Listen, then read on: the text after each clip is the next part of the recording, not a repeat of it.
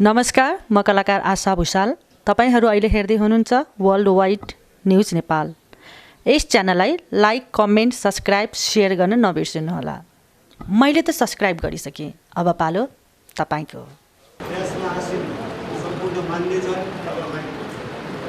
कार्यक्रममा उपस्थित हुनुभएका श्रद्धेय स्रष्टाज्यूहरू,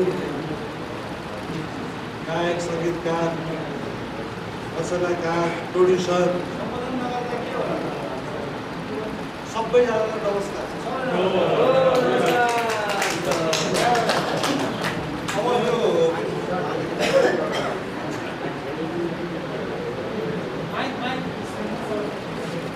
12औं भाषा साधन सभाको शुभकामना दिइरहँदाखेरि पनि अब अलिक विचार गर्न दिनुपर्ने स्थिति छ। अहिले कोरोनाको बेलामा हामीले यत्रो जङ्गट गरेर कार्यक्रम गरिरहेको छौँ, त्यसमा पनि रिस्क छ। अब राजन दाइलाई अलिकति हतार पनि भइरहेको छ दाइलाई। अनि शुभकामना त छँदैछ। शुभकामना दुईवटा तरिकाले हुने भयो। एउटा चाहिँ यहाँले हाम्रो लागि, संस्थाको लागि एकदमै राम्रो कार्यक्रमहरू गरिदिनु भएको छ, रोयल्टीहरू जम्मा गरिदिनु भएको छ। के भएको यो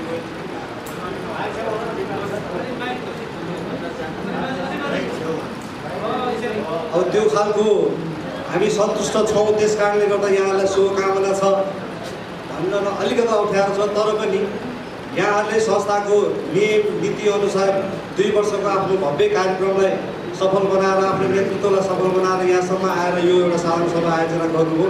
यहाँहरूलाई धेरै धेरै शुभकामना छ मेरो संस्थाको तर्फबाट, मेरो व्यक्तिगत तर्फबाट।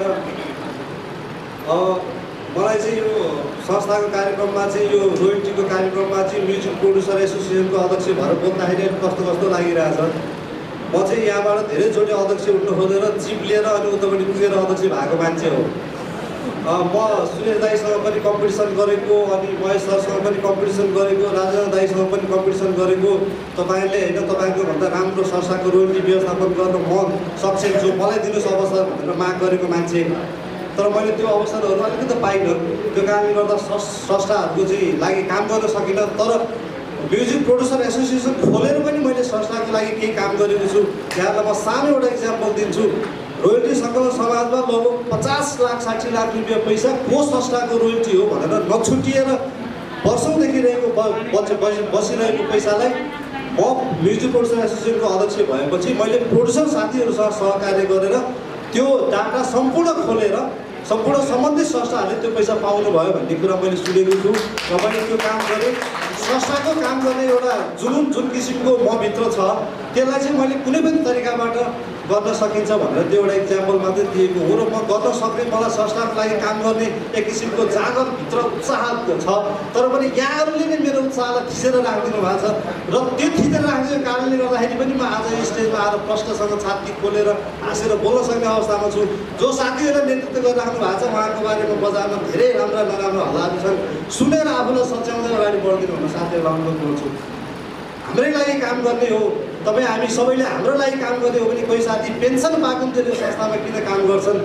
त्यसैले यो संस्थामा अर्काको लागि काम गर्नुको लागि, वास्तवमा काम गर्न जाने हो भने मान्छेले समय एकदमै दिएर काम गर्नुपर्ने हुन्छ। त्यसैले बार एकनासै एउटै मान्छेहरूको चाहिँ जमात भएर संस्थालाई नेतृत्व गरिरहनुभन्दा फरक मान्छेहरू र फरक उत्साह जाँगरहरूलाई लिएर संस्थालाई अगाडि बढाउँ, नेतृत्व त्यो तरिकाले बनाऊ र आउने दिनमा यो रोयल्टीले चाहिँ राम्रो काम गर्न सकोस्, संस्थाको लागि रोयल्टी कलेक्सन गर्न सकोस्, बाँड्न सकोस् भन्ने शुभकामनाको साथ बिदा हुन्छ।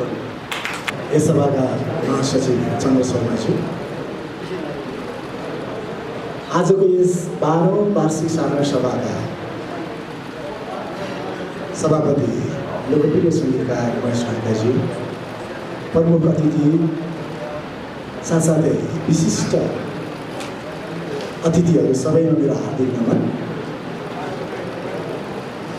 पहिला अक्षर बन्छ, अक्षरपछि शब्द बन्छ, शब्दपछि वाक्य बनेपछि गीत बन्न तयार हुन्छ, गीत पनि बन्यो।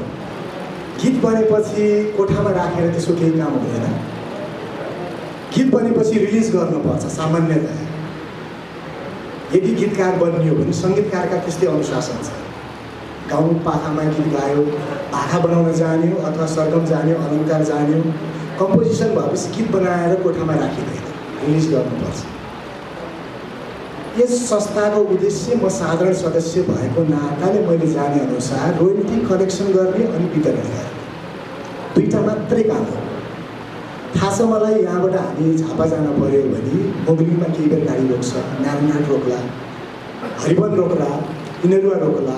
त्यो प्रसङ्ग केही साधारण प्रसङ्ग हो, मुख्य उद्देश्य झापै जाने, रोयल्टी कलेक्सन गर्ने अनि वितरण गर्ने। अल्टिमेटली त्यो चिज भएन भने यो संस्थाको कुनै उद्देश्य पूर्ण भएको देखिँदैन।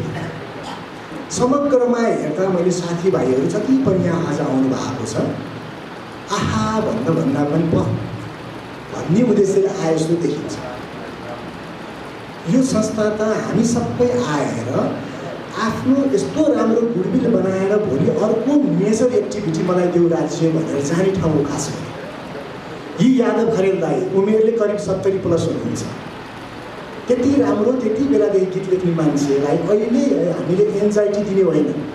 यी रानी थापा दाई फेसबुकमा बसेर यति कमेन्टमा औँठी जोडी खेल्न पर्छ संस्था जोगाउनुको लागि। यी दाईलाई आरामले दाई वर्षको 1 दिन अथवा 2 दिन आऊ, यति पैसा लैजाऊ रोयल्टी आएका छन्। थाहा छ कुनै पनि कुरा पूर्ण रूपमा नियमसङ्गत हुन्न संसारमा। 59.99 आउनलाई सेकेन्ड डिभिजन नै मानिन्छ, 0.01 ले जाने त्यो फर्स्ट डिभिजन हुन्न त। एउटा रिमार्केसन राख्न पर्छ अल्टिमेटली। किन रोयल्टी बाँड्दैन हो? केही न केही जहिले पनि एउटा बाहना राखियो हो भने त आज यो नबाँड्न पाइन्छ। त्यस कारणले मैले जानेको खास गरी त्यो काममा अब आउने कार्य समितिले पहिलो उद्देश्य त्यो राख्नुपर्छ। त्यसका साथसाथमा त्यहाँ केही अन्य कुराहरू, अपुरा कुराहरू चाहिँ त्यसलाई फुलफिल गर्नुपर्छ। र मैले यो पनि देखाएको छु, यो चुनावी साधारण सभा भएको हुनाले हामीले विद्यावारती गरेका धेरै राजनीतिज्ञहरूलाई देख्यौँ, देश चलाएको देखेन। ठुला युनिभर्सिटीबाट परिस्थिति आउँदाखेरि सामान्य देशका राजनीति नजानेका मान्छेले पनि देश प्रमुख भएर बसे 5-7 वर्ष अगाडि। हार्मोनियम धेरै फिट्ने, गीतका चाहिने बहरदेखि लिएर चाहिने हरेक छन्द काव्यका कुरा गर्नेहरू सबै हामीले मात्रै त्यसको चाहिने अब दम्ब नराखौँ। Many could spoil the food भन्ने पनि कुरा छ। स्पेलिङ अथवा मेरो सेन्टेन्स गल्ती होला। यस्तो चिज बनाऊँ कि अर्कोचोटि भेट हुँदा यी दाईहरूले पनि रोयल्टीका कृतित्वका केही हिस्सा पाउनुपर्छ। र एउटा विडम्बना म सेयर गर्छु, किनकि मलाई यो एउटा अनुभव छ। म वर्षोदय समाजको निवर्तमान अध्यक्ष हो। ठुलो युद्ध लडेर एनसेलबाट साइजेबल एमाउन्ट ल्याएर प्रेमदेव गिरीलाई घरमा पैसा पठाइदिने हो। एलपी घलानलाई स्वर्गीय हुनुभयो, हेटौँबाट पैसा पठाइदिएको थियौँ हामीले सामान स्वरूप। एलपी जोशी दाईलाई वहीँ पठाइदिएको थियौँ। काठमाडौँ आउनुहोस् न 10,000 भनेर 11,000 खर्च गराउनु थियौँ। भेडी खर्के साइलादालाई पनि घरै पठाइदिन्थ्यौँ। धीरेन्द्र पेरमर्सी दाईलाई पनि रामा दाई भन्न खोजेको त्यहाँ केही सर्टेन एरिया छ, विन्डो छ। त्यो विन्डोमा टेकेर पुराना सर्जकहरूलाई सम्मान गर्न जति पनि मिल्छ। म्यानेजमेन्ट एक्सपेन्सेस भनेर 15% हाम्रो पालामा थियो। एउटा विडम्बना कुरा कहाँ म सेयर गर्दैछु भन्दा, जो वर्तमान रूपमा एकदम चलेको हुन्छ नि उर्वर, जसले हेडफोन लाउन साथ हेर्नु है, अथवा हार्मोनियममा पर्दा खेलाउन साथ 25,000 घटी मेरो कम्पोजिसन हुन्न जसले भन्छ। आज म यता ढल्केँ, कस्तो मेरो भाषा निस्क्यो होला माफौँ। जसले शब्द कोर्न साथ मेरो 10 वर्षको एग्रिमेन्ट यो हो, त्यसपछि स्वत मेरो हुन्छ। मेरो शब्द रचनाको मूल्य 10,000 हो। जसले भनेको हुन्छ उसैको रोयल्टी बढी आउँछ के, हेर्नु है। अनि जो रोयल्टी आउँदैन उनीहरूले उनको लागि लडिदिन पर्ने र त्यो दिन आइदियो ल युद्ध लड्न जानु पऱ्यो मन्त्रालयमा अथवा विकास समितिमा अथवा एमटिसी यात्रामा त कोही भेटिँदैन।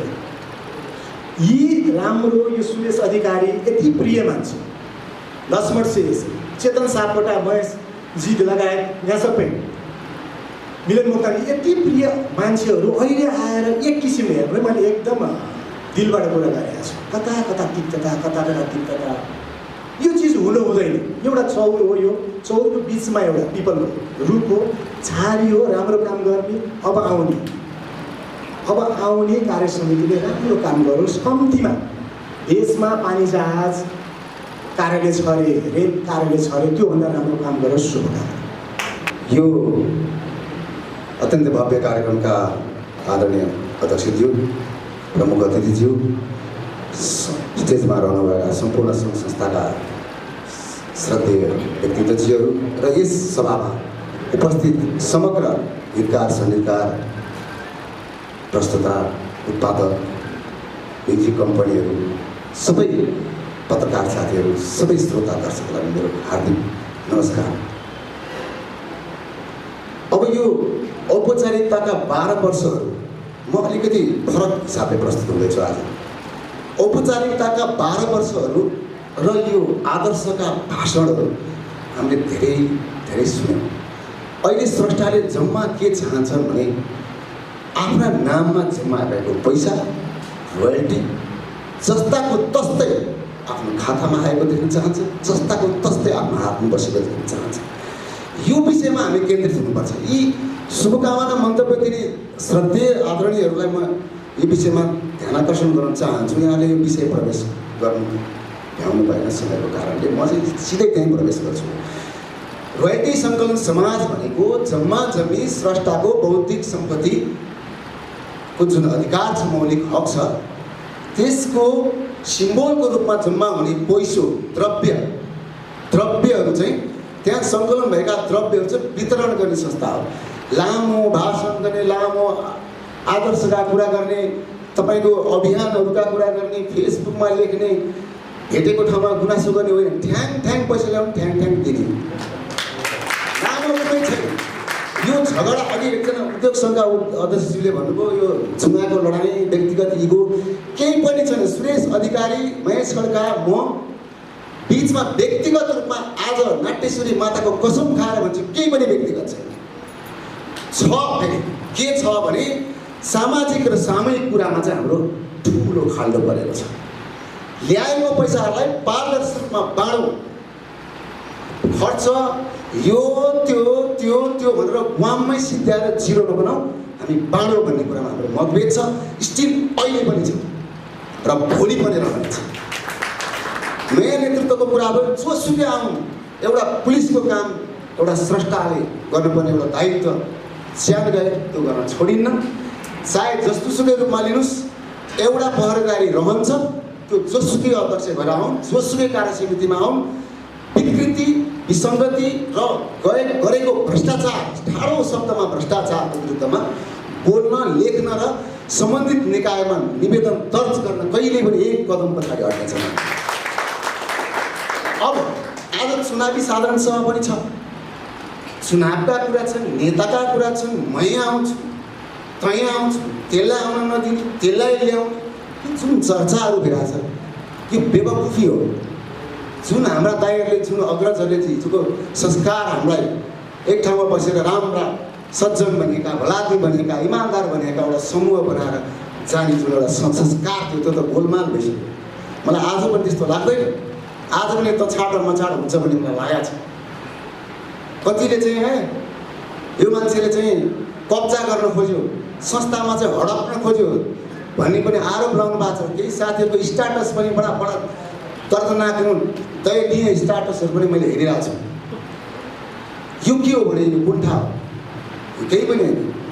आफूले कसैले कुनै काम गर्न सक्छ भने दिल खोलेर, छाती ठोकेर गर्ने, सानले गर्ने, नटराइकन गर्ने, गल्ती गरेको छ भने सबैका सामु शिर निभाएर माफी माग्ने संस्कार कहिले बस्छ हाम्रो रोयल्टी सङ्कलन समाजमा। अब विषयमा उठाउँछु, चुनावको कारण मात्रै भोलि तपाईँहरूलाई भ्रममा पर्ला, कसैले जाल जेल गर्ला, मिठा मिठा शब्दहरू, बाणहरू प्रयोग गर्ला र भ्रमपूर्ण चाहिँ स्ट्याटसहरू मार्फत तपाईँको दिमागमा फेरि अनावश्यक भ्रमहरू छर्ने सम्भावना पनि हुन्छ। मैले यो मौका, यो सुवर्ण मौकालाई मैले घुम्न दिन्न। म 4-5 मात्रै कुरा गर्छु। रोयल्टी सङ्कलन समाजभित्र विगतका 74, 75, 76, 77, 78 हुँदै आज हामी 77, 78 सायद 5 साधारण सभा हामीले क्रस गरेर आइसक्यौँ। पहिला एकचोटि नामै नभएको, छापै नभएको, हस्ताक्षरै नभएको दुईवटा प्रतिवेदन फेल भएर तीनवटा चाहिँ समितिले चाहिँ यो त्यो भनेर रजिस्ट्रार कार्यालयमा पटक चाहिँ निवेदनहरू दर्ता भएर केही नलागेर त्यत्तिकै थन्के पनि प्रतिवेदनहरूको बारेमा आजको साधारण सभाले बोल्छ कि बोल्दैन। नम्बर 1 ठोको ताली भन्छु सिद्धुले त्यस्तै ठोक्नुपर्ने भइरहेको छ। किनभने त्यो साधारण सभामा फेल भएको प्रतिवेदन चाहिँ कहाँ छ, कुन तुलोमा छ, त्यो कहिले पास हुन्छ? लट्टीपोटी पारेर त्यसलाई त्यत्तिकै विष्णु सुकाउने योजना छ कि भन्ने कुरामा सजग रहन म तपाईँहरूलाई अनुरोध गर्छु। दोस्रो, पछिल्लो समय कोरोना काल, सङ्क्रमण काल, विभिन्न काल परिस्थिति पनि साह्रै दयनीय, रयालिटी सङ्कलन समाजको अवस्था पनि दयनीय। 3 वर्षको प्रतिवेदन अब कस्तो आउँछ त्यो पनि हाम्रो प्रश्नवाचक चिन्ह छ। सरसर्ती पढेर ठोको ताली भन्नेतिर तपाईँहरू जानु हुँदैन, त्यसलाई अध्ययन गर्नुपर्छ।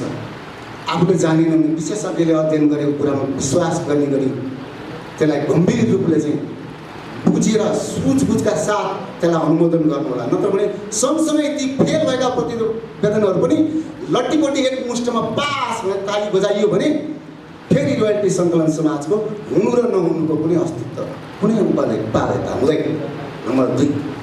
नम्बर 3 मैले छोटाएँ, शुभकामना त छँदैछ। शुभकामना यो मान्नु महासचिवले पुलुकै हेर्नुको समयको कारणले यो बडा सुवर्ण अवसर हो, अलिक जबरजस्ती प्रयोग गरेको मैले। महासचिव चाहिँ क्षमा प्रार्थी चाहिँ 2 शब्दमा फेरि बोल्छु। के छ भने किन जो भन्न जरुरी छ भने गफै गफमा शुभकामना भन्दै, गफै गफमा मन्तव्य भन्दै यी मेन विषयहरू छुट्ला भन्ने मेरो ध्यानाकर्षण गर्न खोजेको हो। आज तपाईँहरूले यो साधारण सभामा यस्ता पर्चाहरू कति हजार कति लाख छापिएका थिए भनेर प्रश्न गर्नुहोस्। यो सवारीलाई अनुमति पत्र भन्ने चाहिँ एउटा हो, यसको वैधानिकताको बारेमा प्रश्न गर्नुहोस्। म त गर्छु नै, तपाईँहरू पनि गर्नुहोस्। यो कति लाख छापिएको थियो, यसबाट कति आम्दानी भएको थियो, आजसम्म टोटल कति आम्दानी भयो र कहाँ छन् ती हाम्रा रोयल्टीहरू, कहाँ छन् हाम्रा ती पैसा? सञ्चार मन्त्रालयमा महासचिवजी पानी दिनु त यताबाट पढ भएको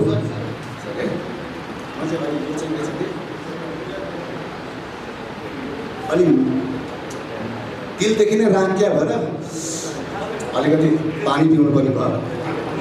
श्रद्धेय स्रष्टाहरू, नम्बर यो देखाउनुहोस्, यसको हिसाब माग्नुहोस् है। नम्बर 2 सूचना तथा सञ्चार मन्त्रालयमा अटोमेटिक कुनै रेडियो कुनै टेलिभिजन अटोमेटिक त्यहाँ दर्ता गर्न जाँदा र नवीकरण गर्न जाँदाखेरि रोयल्टी सङ्कलन समाजको चाहिँ अनुमति नलिकन दर्ता हुँदैन। त्यस बापत कति लाख कति करोड कति हजार कसैलाई थाहा छैन। आज अनौपचारिकमा तपाईँहरूलाई भन्छु, चाहियो भने मैले ब्रिफकेस लिएर आएको छु, त्यसै ल्याएँ फेरि कसैले ठुलो कुराहरू पनि कागज फेरि प्रदर्शन गर्नुपर्छ भनेर त्यो मेरो खजाना त्यहाँ छ, यो हाम्रो खजाना हो। म आज तपाईँहरूलाई भन्छु, कसैले पनि जवाब दिँदैन यो कति छापियो। मैले धेरैजनासँग सोधेँ, नाम भन्दिनँ, धेरै जिम्मेवार मान्छेलाई छ कि हजुर यो कति छापिएको थियो, खोइ कति कति। जुन छाप्न हिँडेको थियो त्यसैलाई सोधेँ, खै कति कति। जुन छापाखानामा छापेको थियो त्यसलाई सोधेँ, खै कति कति। अब यसको जवाब कसले दिने होला? यो व्यथिति, यो अराजकता, यो अनियमितताको जवाब कसले दिने होला, कसले माग्ने होला, कसरी आउने होला? यसमा हाम्रा कति 100 होला, कति हजार होला, कति लाख होला, कति करोड होला। त्यस्तै टेलिभिजन र रेडियोका कति होलान्, होटलहरूबाट उठेका कति होलान्, कहाँ कहाँबाट कति उठेका होलान्, एकचोटि त हलतिर पनि उठेका थिए, कति एक्लै मक गरेरहनु, कति चाहिँ च्याठिरहनु। यहाँहरूले आज सोध्नुपर्छ र यसको प्रष्ट जवाब माग्नुपर्छ। त्यो पनि खाली कागजमा, कसैको सही नभएको, कसैको छाप नभएको होइन, इमानदारपूर्वक आधिकारिक रूपमा त्यो प्रमाणहरू हामीले माग्नुपर्छ। यस्तै यस्तै थुप्रै प्रश्नहरू छन्, धेरै प्रश्नहरू छन्। मैले यदि महासचिवले 2 मिनट अर्को दिनुभयो भने रोयल्टी सङ्कलन समाज 3वटा सीएमओ छ, जम्मा जम्मी कथा रहेछ, डाटा, जम्मा जम्मी कथा डाटा तथ्याङ्क।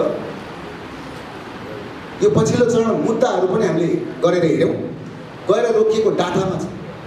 सरकारले उच्च स्तरीय संयन्त्र बनाइदियो, उच्च स्तरीय संयन्त्रको प्रतिवेदन कस्तो आयो भन्नु होला भने तथ्याङ्क दिन नसकिएको, तथ्याङ्क पत्ता नलागेको। हे भगवान्, अब हामीलाई यो तथ्याङ्क कसले दिन्छ? त्यही तथ्याङ्क चाहिँ मोबाइलमा दिनदिनै बिहान बेला ड्याङ फलानो गीत सुन्नुहोस्, फलानो यति रुपियाँ तिर्नुहोस्, यो सुन्दर गीतहरू डाउनलोड गर्नुहोस्। न गीतकारको नाम छ, न सङ्गीतकारको नाम छ, न त्यसको निर्माताको नाम छ, न प्रस्तोताको नाम छ। पैसा चाहिँ बिहानदेखि बेलुकासम्म 15 चोटि रिङ ब्याक टोनको त्यो सूचना आइरहने। अनि तथ्याङ्क माग गयो, तथ्याङ्क दिन नसकिएको। एनटिसी र एनसिएलले तथ्याङ्क बुझाउन नसकेको। रोयल्टी सङ्कलन समाजसँग माग्दा उसले पनि दिन नसकेको भन्ने प्रतिवेदन म त्यहाँ लिएर आएको छु, प्रेसमा छ त्यसको नक्कल पनि। अब चाहिँ यो स्रष्टाले डाटा कहिले पाउने, डाटा अनुसारको पैसा कहिले पाउने? पैसा भनेको रोयल्टी। अनि रोयल्टी सङ्कलनमा 12 वर्षमा पुगिसक्यो। अनि 2 जनाले 5 जना बोलाउने, अनि भेट जम्मा गर्ने, अनि त्यहाँ ताली बजाउनुहोस् भन्ने, एउटा कागज यस्तो देखाउने। आज त 3टा छ प्रतिवेदन, त कहिले पढिसक्ने? एक पाना त कसैले बुझ्दैन, अङ्ग्रेजीमा छ। फेरि हाम्रो कोषाध्यक्ष असाध्यै इमान्दार हुन्छ, असाध्यै राम्रो हुनुहुन्छ रोयल्टी सङ्कलन समाजको अहिलेको कोषाध्यक्ष।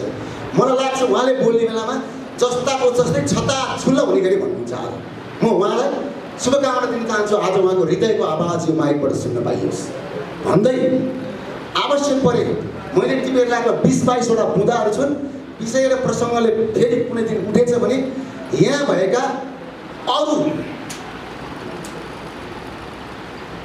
विधि नागेर गरेका, नियम नागेर गरेका, अनुशासन तोडेर गरिएका धेरै विषयहरू छन्। मैले समय लिन मलाई अझै 1 घन्टा चाहिन्छ खास भनियो भने। त्यति विषय मैले तिमीहरू ल्याएको छु। यहाँ कसैले चाहिँ यहाँ सबै राम्रो छ, एकदम ठिक छ, हामी एकदम स्वस्थ छौँ, ढुक्क हुनुहोस्, रोयल्टी सङ्कलनसम्म जिन्दाबाद भनेर यहाँबाट सभा विसर्जन गर्ने स्थिति भयो भने यो पेटाहरू फेरि खुल्छ। यी सबै जवाबहरू दिनुपर्छ। रोयल्टी सङ्कलन समाजको वास्तविक हालत के छ हामीले थाहा पाउनुपर्छ। होइन भने भन्न मिल्छ कि मिल्दैन? सरकारको त्यो निकायले हामीलाई सबै जस्ताको जस्तै दिनको लागि आवश्यक कारबाही सुरु गरेको छ भन्दै म 2 शब्द इन्टरभ्यू। विशेष गरी रोयल्टी सङ्कलन समाजको यो 12औं वार्षिक साधारण सभा अथवा अधिवेशनको आदरणीय सभा अध्यक्षज्यू, त्यसै गरी कर्मचारीज्यू, त्यसै गरी विशिष्ट अतिथिज्यूहरू, विभिन्न सङ्घ संस्थाबाट पाल्नुहुने सम्पूर्ण प्रतिनिधि मित्रहरू, त्यसै गरी सम्पूर्ण उपस्थित सम्पूर्ण स्रष्टा, सर्जक, गायक, प्रस्तोता, निर्माता, समग्रमा सम्पूर्ण सङ्गीतकर्मी साथीहरू, सबैलाई नमस्कार। करिब 3 वर्ष अगाडि हामी यसै हलबाट रोयल्टी सङ्कलन समाजको एउटा अत्यन्तै जुझारु टिमलाई हामीले अबिर लगाएर बधाई र शुभकामना दिएर रोयल्टीका सङ्कलन र वितरणका क्षेत्रमा राम्रा काम गर्नको लागि हामीले सम्पूर्णलाई शुभेच्छा दिएर पठाएको छ। आज हामी फेरि 3 वर्ष अगाडि हामी यही हलमा उभिएर हामी केही कुराहरू शुभकामना दिँदै गर्दाखेरिमा तपाईँ हामी सबैलाई थाहा भएकै कुरा हो, म एउटा प्रस्तुता समाजको अध्यक्ष हुँदै गर्दाखेरिमा पनि म एउटा स्रष्टा पनि भएको कारणले हामीले यसरी चमत्कार गर्न खोजेका थियौँ त म भन्दिनँ, तर पनि केही कुराहरू गर्न, केही सुधारोन्मुख गर्न, कामहरू गर्नको लागि केही आशाका झिल्काहरू हामी पाल्न खोजेका थियौँ। तर पछिल्लो समयका करिब 1.5-2 वर्ष अगाडिदेखि हामी कसरी बाँच्ने भन्ने एउटा व्यक्तिगत आफू बाँच्नको लागि सङ्घर्ष गरिरहेका थियौँ। त्यस कारणले हाम्रा निर्दिष्ट लक्ष्यहरू केही बिचबाट नै अल्पत्र परिरहेका छन्। आशा छ ती आशाका किरणहरू फेरि झुल्किनेछन्, ती लक्ष्यहरूलाई पुरा गर्ने टिम फेरि आउनेछ भन्ने पनि म आशा गर्न चाहन्छु। तर एउटा कुरा, पछिल्लो समयमा स्रष्टाहरू राहत थाप्न पर्ने बेला भइरहेको अवस्थामा रोयल्टी वितरण नभइरहँदाखेरिमा केही स्रष्टाहरूमा, हामी सम्पूर्ण स्रष्टाहरूमा सिङ्गो इन्डस्ट्रीमा एउटा निराशाका बादलहरू छाउनु स्वाभाविक हो। तर पनि एउटा कुरा भन्न चाहन्छु, जति रोयल्टीका डाटा खुलेका छन् सायद कुनै पनि 3वटै सिएमओहरूले सायद रोकेका छैन, तर डाटा नखुलेका रोयल्टीका सन्दर्भमा अत्यन्तै शोचनीय विषय भन्ने कुरा मैले यहाँबाट भन्न पर्छ भन्ने लाग्दैन। यो आर्थिकसँग जोडिएको कारणले अचुवाको भरमा कसैको रोयल्टी यति भए हुन्छ भन्ने खालको एक्ज्याक्ट डाटा बनाउन हामी सबैले असमर्थ रह्यौँ। त्यसको लागि अन्यथा नलागोस्, एउटा प्रक्रियाले, एउटा चुनावी प्रक्रियाले 11 जनाको टिम चाहिँ तयार गरिदिएको हुन्छ एउटा सिएमओमा। तर पनि हामी सम्पूर्ण उपस्थित जति छौँ, जति पनि क्रियाशील छौँ सङ्गीत क्षेत्रमा, यो इन्डस्ट्रीमा हामी सम्पूर्णले एउटा साङ्गीतिक हैसियत बनाएर नै टिकेका छौँ भने हामीले सङ्गीत कर्ममा जति दिमाग खियाउँछौँ केही कुराहरू सकारात्मक रूपमा रोयल्टीका सन्दर्भमा पनि हामीले सकारात्मक केही कुराहरू चलाउन सकेको भएदेखि सायद यो हाम्रा मिसनहरू यति अल्पत्र पर्थिनन् होला, केही कुराहरू हामीले सर्ट आउट हुँदै जान्थ्यो होला। तर हामी प्रक्रियाले कोही संस्थामा आबद्ध हुनु होला, कोही चाहिँ संस्थाभन्दा बाहिर पनि हामी कोही कसैका प्रतिपक्षी होइनौँ र हामीले दिने हरेक खबरदारी साथसाथै सकारात्मक कुराहरू सल्लाह दिन सक्नु पर्थ्यो। त्यो सकारात्मक सल्लाह दिन सकेको कति सक्यौँ, कति कुरा जान्दा जान्दै पनि कि कति कुरा भनेनौँ हामीले, त्यो कुरा आफूले ममा भनेर सोच्ने बेला भइसकेको छ। म धेरै नबोलिकन म पनि चाहन्छु हाम्रै कार्यकालमा केही रोयल्टीका सकारात्मक कामहरू सुधारहरू हुन्, केही रोयल्टीका व्यवस्थापन गर्न सकौँ र वर्षौँ आजीवन सङ्गीत क्षेत्रमा रमाएका हामी सङ्गीतकर्मीहरूको हाम्रो बुढेसकालको अवस्था हाम्रा पुर्खाहरू जस्तै हाम्रा अग्रज जस्तै दयनीय नबनोस्, हामी पनि केही आफू गर्व गर्न सकौँ भन्ने कुरा म पनि चाहन्छु। र हामी सम्पूर्ण संस्थामा आबद्ध साथीहरू सायद त्यति धेरै पापी छैनौँ कि मै खाऊँ मै लाउँ भन्ने छैन, तर केही कुराहरू टेक्निकल कुराहरू केही व्यक्तिगत इगोको कारणले, कोही तँलाई पख्लास भनेको कारणले, कोही कतै केही चिया खाँदै गर्दाखेरि विचार नमिलेको कारणले संस्थामा आएका केही कम्प्लेन्टहरूलाई बारेमा हामीले सोच्न आवश्यक छ। त्यस कारणले पनि म आग्रह गर्न चाहन्छु, कसैप्रति लक्षित होइन, यो प्रवृत्तिप्रतिको मेरो एउटा अनुरोध हो, यसलाई सुधारेर जाउँ। हामी पात्रलाई होइन जात्रा सिद्ध्याउन चाहेका, जात्रालाई सुधार्न चाहेका छौँ। त्यस कारणले पनि पात्रता आज कोही छ भोलि कोही हुनसक्छ, जो आए पनि यो क्षेत्रमा केही गर्नको लागि आओस् म चाहन्छु। एउटा साथी सिएमओ भएको कारणले मेरा पष्टताका पूर्व अध्यक्ष, निवर्तमान अध्यक्ष लगायत सम्पूर्ण एउटा अध्यक्षहरू देखाएको बाटोमा सधैँ म अडिग छु र सधैँ अडिग रहनेछु पनि भन्न चाहन्छु। मेरो व्यक्तिगत रूपमा हेर्नु पर्दाखेरिमा पष्टताको बारेमा बोल्नु पर्दा, तर 3टा गोरु मिलेर दाइँ हालिरहेको अवस्थामा एउटा गोरु बिचमा थचक बस्दिँदाखेरिमा दाइँ पुरा नभएको चाहिँ त्यो यथार्थलाई म स्वीकार्दै अब आउने रोयल्टीको एउटा कमिटी अत्यन्तै जुझारु बनोस्, एउटा अर्जुन जस्तो पनि महाभारत युद्धमा जित्न सक्ने एउटा नेतृत्व आओस्, त्यसमा हामी सँगै यात्रा गर्न पाऊँ। हामी सुरुवात कहाँबाट गऱ्यौँ त्यो थाहा छैन, तर गन्तव्य एउटै हो कि रोयल्टीको व्यवस्थापन, रोयल्टीको वितरण, समुचित वितरण साथै एउटा समुन्नत सङ्गीत क्षेत्रको एउटा परिकल्पनामा हामी सबै एउटा भान्सेका एउटा प्राणी हौँ, सङ्गीत कर्मी हौँ। त्यसकारण सबैको सपना पुरा गर्ने खालको एउटा नेतृत्व, एउटा कार्य समिति बनोस्। सँगै भोलिबाट फेरि सँगै रोयल्टीका मिसनमा सहयात्रा गर्न पाइयोस्, शुभकामना दिँदै बिदा माग्छु। धन्यवाद। समग्र प्रस्तुता अनि उपस्थित आदरणीय मान्यजनहरू, शुभकामना सबैले दिइसक्नु भएको छ। म शुभकामना मात्रै भने 2-3वटा कुरा चाहिँ अघि यादव दाइले भन्नुभयो, आजसम्म प्राप्त गरेका उपलब्धिहरू म भएर कहिले पनि नभए हामी भएर बस्नु, बिग्रिएको कहाँनिर छ र अब सच्याउनु पर्ने के हो। मैले त यस्तो ठाउँमा देख्दैछु कि 8 वर्ष रोयल्टीको यात्रामा म पनि एज अ प्रस्तुता समाजमा एउटा कार्यकाल महासचिव, एउटा कार्यकाल उपाध्यक्ष र अध्यक्षको जिम्मेवारीमा रहेँ। अहिले वर्तमान अध्यक्ष श्री भमालज्यूलाई पनि वचनै दिएको थिएँ म कहिले पनि तपाईँहरूको साथ छोड्दिनँ है भनेर। यो 8 वर्षको भोगाइभित्र देखिएका तिता मिठा सबै कुराहरूको समष्टिमा हेर्दा एउटा निचोड निकाल्नु जरुरी छ। अघि लक्ष्मणजीले भने जस्तो शुभकामना भन्यो, फेरि अबिर लायो, पदाधिकारी भयो, 2 वर्षपछि फेरि यसरी नै आयो, अलिअलि पैसा उठेको हो बाँड्न सकेन, यस्तै भयो भने कोभिडको समस्या आज छ, भोलि अर्को समस्या छ। समस्या विहीन कहिले हुने, जहाँ समस्याबाटै हामीले नयाँ निकास खोज्नु पर्ने हुन्छ।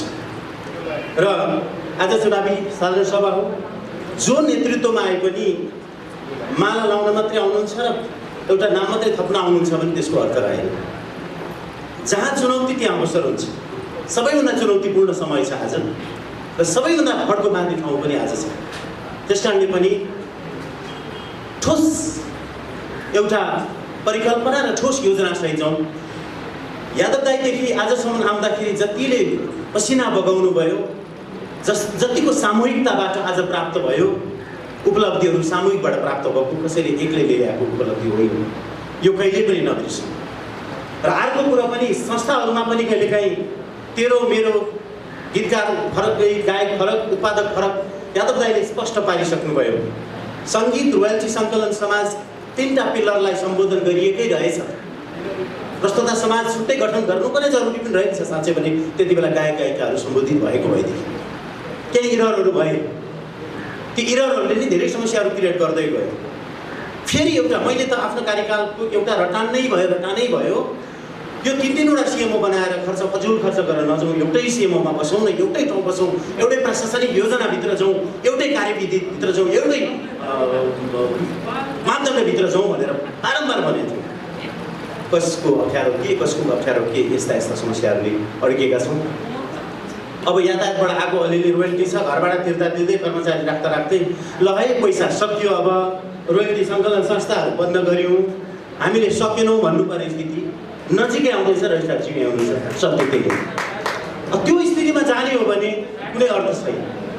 त्यस कारणले आज आउने कार्य समिति मैले 2-3वटा कोडमा मात्रै केन्द्रित भन्न चाहेँ। प्रश्नहरू जहाँ छन् ती प्रश्नहरूको च्याप्टरलाई के गरेर सम्बोधन गर्ने, क्लस्टरमा एउटा जाउँ, कुन ठोस प्रश्नहरू छन्, हिसाब किताबका कुराहरू लक्ष्मणजीले ब्रिफकेस भरि छ खाता भन्नुभएको छ भने त्यसलाई के गरेर सम्बोधन गर्ने कि सबै आउने कार्य समिति यही भुमरीमा रुमलिरहने हो भने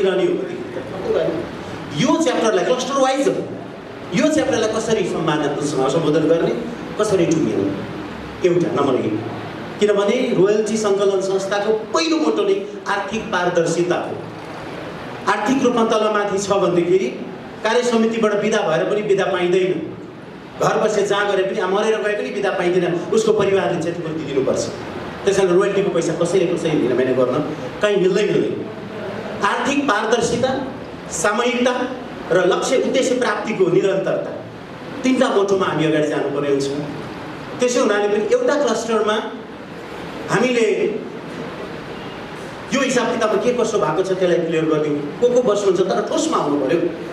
आरोप आउने पनि आरोपमा समग्रमा होइन, ठोस आउनु पऱ्यो। त्यस पछाडि अब आउने कार्ययोजना के, 3टा सिएमओ 3-3वटा घर तिरेर बस्ने कि अब एकै ठाउँ बस्ने कि, यादव दाइले त भन्यो 3टा त सँगै रहेछौँ, किन हामीलाई छुट्टै संस्था गठन गर्ने जरुरी भयो। अनि यो आर्थिक चुस्तता र यो खर्चमा पनि अलिकति कमी गरेर के गर्न सकिन्छ त्यो पनि एउटा बाटो खोजौँ। रेडियोसँग सम्झौता गर्ने सन्दर्भमा म प्रत्यक्ष आफै त्यति बेला नेतृत्वमा भएकै हुनाले पनि जति पैसा यति उति नभनौँ, एउटा विषयबाट जाउँ, 800वटा रेडियोलाई टुङ्गोमा ल्याउन सकिन्छ भने सुरु गरौँ। 1 वर्षपछि मापदण्डमा छलफल गरौँला, घाटा पिरमार्का कसलाई पऱ्यो त्यो हेरौँला। तर के कुरा भएको थियो भने डाटामा हामीले के प्रयास गर्यौँ त्यो पनि हेर्नु जरुरी छ। रेडियोसँग सम्झौता गर्ने, यो वर्ष सबै रेडियोहरूले डाटा दिने, तत्कालीन सञ्चार मन्त्री सँगै हुनुहुन्छ, कति पैसा लाग्छ, सम्पूर्ण रेडियोहरूलाई सफ्टवेयर निर्माण गर्नका लागि सञ्चार मन्त्रालय खर्च गर्छ। तपाईहरु राम्रो काम गर्नुहुने अर्को वर्ष सबै रेडियोमा सफ्टवेयर जान्छ र सफ्टवेयर अनुसारको डाटा आउँछ भनिएको छ। हामी कहाँ छौँ? गम्भीर भएर सोच्नुपर्छ। यातायातको सन्दर्भमा यति कार्यविधिमा गयौँ, ऐनमा लाउन सकेनौँ र कार्यविधिमा लगाएर पनि आएको पैसा कर्मचारी खर्चमै जाने स्थिति छ। हामी अरू बाटाहरू खोज्न सक्थ्यौँ कि किन चुक्यौँ, यो पनि सोच्न जरुरी छ।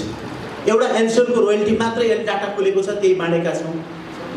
यो बाहेक डिपार्टमेन्ट स्टोरतिरको विभिन्न हलहरूको रोयल्टी एउटा मापदण्ड बनाएर जाने सन्दर्भमा अझै पनि हामीले चुकिराखेको अवस्था छ र ठोस कार्ययोजना सहित एउटा मेकानिजमभित्र आखिरी एउटै रोयल्टी उठाउने पनि एउटै ठाउँबाट, आखिरी म पनि गायक पनि होला, गीतकार पनि होला, उस्तै गरेर लगानी गरेर लगानीकर्ता पनि हो भनेदेखि ती 3वटा सिएमओमा बसेर एउटै ठाउँबाट ल्याएर एउटै सिस्टमबाट ल्याएर बाँड्नु पर्ने हो भने हामी किन त्यसो गर्ने?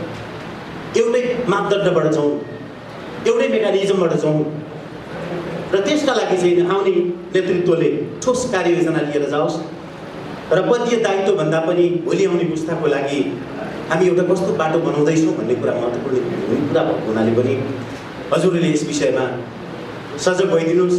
हिजो हिँड्नुभएका यादव दाईदेखि चुडामणि देवकोटा सरदेखि रायल थापादेखि हाम्रा रामकृष्ण ढकाल, हेमन्त शर्माज्यूहरू जति हुनुहुन्छ, उत्पादकका साथीहरू जति हुनुहुन्छ, सबै एक्सपर्टिजहरू उहाँहरूलाई बोलाएर बरु काका झुन्डाइदिनुहोस्, हामी पनि हिँड्न तयार छौँ, तर ठोस योजनामा जाउँ। र अब समस्या के भइदियो भनेदेखि हामी संस्थामा बस्छौँ, रेडियोका साथीहरूले, नेतृत्वका साथीहरूले सिधै भन्नुभयो हामी हाम्रा सदस्यहरूलाई रोयल्टी दिनुहोस् भन्न नसक्ने भयौँ, यो सम्झौता कार्यान्वयन गर्न नसक्ने भयौँ, किनकि तपाईँकै पदाधिकारीहरूले सामाजिक सञ्जालमा हामी त रोयल्टी मजाले बाँडेर खान्छौँ भनेर लेख्नुहुन्छ, कसरी रोयल्टी तिर भन्नु? समस्या त्यहाँ भयो नि। पारदर्शिता भएनौँ नि हामी। त्यसो हुनाले पारदर्शिताको बाटो कसरी गर्ने कि भन्दा मन परिचय पनि भन्न पाइने हो कि संस्थामा बसेर नभएको चिजहरू किन भनियो, भएको छ भने किन छानबिन हुँदैन, ठोस ढङ्गले यसलाई टुङ्गाइदिउँ। किनभने आरोपका लागि मात्रै नहोस्, यसलाई आज एउटा समिति बनाएर हुन्छ के गराउँछ त मास्टरजीले भन्नुभएको छ, सबै अध्यक्ष कोषाध्यक्षजीले त्यसलाई ल्याउनु हुनेछ भन्ने कुरामा। नम्बर 2, प्रतिवेदिका ऐन संशोधन र संसदमा पनि छ, त्यसमा अझै पनि हामीले दर बनाएर जान सक्यो भने अझै पनि बाटो छ, अझै पनि छलफलको प्रक्रियामै छ। त्यसो हुनाले त ऐनलाई अझ बलियो बनाउने विषयमा पनि हामी जाउँ। म त छाती खोलेर आज एउटा निवेदन गर्न चाहन्छु, हामीले चलचित्र अघि पनि उठाउनु, चलचित्र विकास बोर्ड जस्तै बन्छ भने रोयल्टी सङ्कलन बोर्डको रूपमा अर्ध सरकारी निकायको रूपमा यसलाई बनाउन किन नसक्ने, त्यसका लागि पहल किन नगर्ने? बेला आएको छ, छलफल गरौँ, सोच बनाऊ। बरु त्यसो भएदेखि दायित्व सरकारको हुन्छ धेरै कुरो। आखिर सबै चिज भर सरकारसँग गर्नुपर्छ भनेदेखि स्टेक होल्डर हाम्रो प्रतिनिधित्व हुने गरी, हाम्रो विषय सम्बोधन हुने गरी, हाम्रो विषयको उजागर गर्नका निम्ति रोयल्टी सङ्कलन संस्थाहरूलाई रोयल्टी सङ्कलन बोर्डको रूपमा किन नलाने, यसतर्फ पहल गर्न सकिन्छ। एउटा मैले निवेदन गरेर स्ट्राटेजी यहाँ हुनुहुन्छ। नम्बर 2, अघि नै भने मैले निवेदन गरिहालेँ, यो सबै चिजको छिनोफानो भनेको हामीलाई सेन्ट्रल सर्भर र सेन्ट्रल सफ्टवेयर चाहिन्छ। किनभने कहाँ कसको कति बिच बज्यो गीत, कहाँ रोयल्टी उठ्ने ठाउँहरू छन् खोज्नका निम्ति हामी अन्दाजमा हलको यति भनेर एउटा कर्मचारी अथवा एउटा सिस्टमले यसो भन्छ, अर्कोले यसो भन्छ, हामी यही रूपमा लिएका छौँ। सेन्ट्रल सफ्टवेयरबाट निर्माण गरेर चाहिँ एउटा वैज्ञानिक मापदण्ड लागू गरेर आगामी दिनलाई राम्रो बनाउन सकिने देखिन्छ। एकचोटि सरकारले पहल पनि गरेको थियो कि के गर्न सकिन्छ त सेन्ट्रल सर्भर र सेन्ट्रल सफ्टवेयरको लागि राज्यले दिन सक्ने दिनुहोस्, तयार छ पनि भनेको थियो। कहाँ राख्ने, कसरी पहल गर्ने, त्यसको उत्तरदायित्व र त्यसको जिम्मेवारी कसले वहन गर्ने र त्यसबाट एचिभमेन्ट्सहरू के हुन्छ, सरकारले त्यहाँ लगानी गरे बापत के प्राप्त गर्ने, यी सबै कुरोको स्पष्ट खाकाहरू बनाएर जान सक्यो भने पक्कै पनि भोलिका दिनहरू अप्ठ्यारा मात्रै छैन, सजिला पनि छन्। त्यसैले आउने कार्य समितिलाई चुनौतीसँगै साह्रै राम्रो अवसर पनि छ, जहाँ अँध्यारो हुन्छ फेरि उज्यालोको सङ्केत त्यहीँनिर देखिन्छ, त्यसतर्फ केन्द्रित हुन सकोस् भन्ने कामना गर्न चाहन्छु। र फेरि पनि निवेदन गरेँ, आर्थिक पारदर्शिता, उद्देश्यप्रतिको निरन्तरता र सामूहिकतालाई अगाडि बढाइदिनुहोस् र हिजो अगाडि बढ्नुभएका दाइ पुस्ताहरू, बुवा पुस्ताहरू, अग्रज पुस्ताहरूलाई सँगै लिएर एकचोटि चाहिँ तपाईँ हामी सबैजना आखिर मबाट माथि उठेर हामी भएर एउटा प्रयास गरिनु, भएन भने भएन देखा जाएगा, नभएदेखि त तालाचाबी चाहिँ बनाउनु पर्ने स्थिति देखिसकेको मैले त देख्छु। त्यसो हुनाले म साँच्चै भने आफू एउटा 8 वर्ष रोयल्टी सङ्कलन संस्थामा खट्टा गरेर पनि अहिले पछिल्लो समयमा के लाग्दा भने रोयल्टीको विषय सुन्न पनि दिक्क लाग्ने स्थिति देखेँ। मैले पछिल्लो समय साँच्चै भने एउटा कदम सरकारी ऐनमा दरो बनाउन सकिन्छ भने किन प्रयास नगर्ने भनेर मात्रै जाँगर पलेको, नभएदेखि यो यत्तिकै भाषणका लागि भाषण मात्रै हुने, कुराका लागि कुरा मात्रै हुने स्थितिहरू देखियो। र यही निवेदन गर्दै आगामी कार्ययोजनासहित एउटा ठोस योजनासहितको जिम्मेवार नेतृत्व रोयल्टी सङ्कलन समाजले प्राप्त गरोस्, यसका लागि शुभकामना दिन चाहन्छु। Thank you. यति उत्साहपूर्ण यहाँ उपस्थिति हुनुमा आजको यो चुनावी साधारण सभाले पनि विशेष योगदान पुर्याएको होला। हामी यो 12औं साधारण सभा गरिराख्दाखेरि 12 वर्षमा एउटा युग फर्किन्छ भन्थे, फेरि त्यो युग नआओस् कि हामी रोयल्टी उठाउनुको लागि रोयल्टी भन्ने विषय पनि हुन्छ र भन्ने विषयमा फेरि 12 वर्षपछि त्यो युगमा प्रवेश चाहिँ हामीले गर्नु नपरोस् भन्ने विषयमा हामी सजग हुनुपर्ने मैले यहाँ देखेँ। वास्तवमा यो यति भद्रगोल हुने विषय नै होइन, यो यति चासो र यति झगडा यति लडाइँ गर्नुपर्ने विषय पनि होइन। यो भनेको रोयल्टी प्राप्त गर्ने सदस्यहरूले आफ्नो रोयल्टीलाई कसरी व्यवस्थापन गर्ने भन्ने चाहिँ एउटा संस्था हो।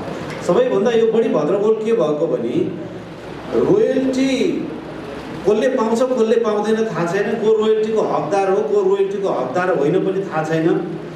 हाम्रो धेरै भद्रगोल भयो। यो पूर्ण सदस्य भनेर चाहिँ नि पुरानो हाम्रो दाइहरू, अब म पनि कसरी झुकिएर परेँ, हुनु त म पनि पुरानै हुनु, त्यति नयाँ छैन होइन।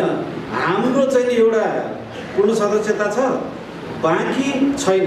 अब एउटा मापदण्ड राखेर पूर्ण सदस्यहरू चाहिँ बनाउने हो भने मेरो विचारले यस्तो रोयल्टी कम उठ्ने देशमा त म्याक्सिमम 25 जना 30 जना 10 जना 15 जना भन्दा इलिजिबल हुँदैन, मतलब कानुनी रूपले पूर्ण सदस्यता प्राप्त गर्ने योग्य हुँदैन रोयल्टी नउठ्ने हुँदैन। त थोरैजना 15 जना भएपछि कुरा मिल्छ कि 25 जना भएपछि कुरा मिल्छ, अथवा 500 जना भएपछि कुरा मिल्छ 100 जना। तर जसले रोयल्टी पाउने हो उसले छलफल गर्दा अथवा कुनै आन्दोलन अभियान अथवा भाषण गर्दा बोल्दा ठाउँमा गएर पहल गर्दा उसले यति चाहिँ सिन्सियर भएर कुरा गर्छ कि मैले रोयल्टी पाउनुपर्छ, मैले पाउँछु र मैले बिगारेँ भने मेरो रोयल्टी बिग्रिन्छ। त्यति कुरा भएपछि यो संस्थाको सबै गोलमाल बिग्रिन्छ, के अरे मिल्छ। त सबभन्दा पहिला के गर्नु म विशेष अनुरोध गर्न चाहन्छु हाम्रो कार्य समितिलाई। मैले त्यहाँ नहेरेको नगएको 3 वर्ष भयो होइन,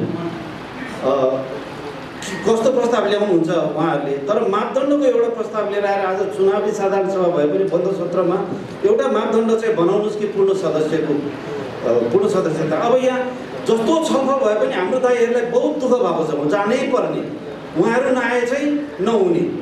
ए बाबा मलाई रोयल्टी नै आइरहेको छैन, मलाई चाहिँ दुःख चाहिँ किन दिएको बेकार, मलाई यो झगडामा किन मुछेको भन्ने दाइहरू पनि मैले देखाएको छु। त्यसकारण एउटा पूर्ण सदस्यताको मापदण्ड बन्यो भने जो रोयल्टी प्राप्त गर्ने हकदार हो उसैको चाहिँ व्यवस्थापन गर्न बनेको संस्थामा उसले छलफल गरोस्, उसले निर्णय गरोस्। अब म पाउँछु कि पाउँदिनँ अथवा तपाईँ पाउनुहुन्छ कि पाउँदैन, मैले यो कुरा गरेको हो। अनि अर्को कुरा कस्तो हो भनेदेखि ठिक छ भन्दाखेरि सुन्दाखेरि जति सजिलो लाग्छ कसैले रोयल्टी उठाइदिएर हामीलाई बाँडिदिन्छ भने र त्यो सरकारी निकाय नै हुन्छ भने सबैभन्दा राम्रो हो।